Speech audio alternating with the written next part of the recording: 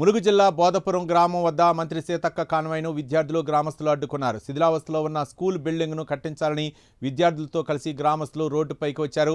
15 రోజుల్లో స్కూల్ బిల్డింగ్కు శంకుస్థాపన చేస్తామని మంత్రి సీతక్క హామీ ఇచ్చారు.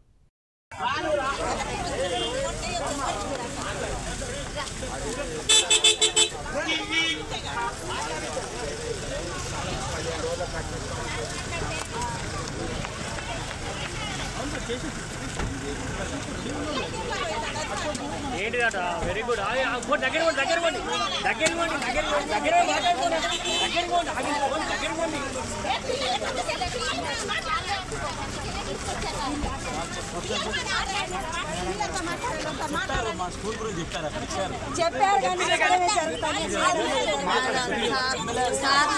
చెప్పారు కానీ చేయడం అయితే జరగట్లేదు.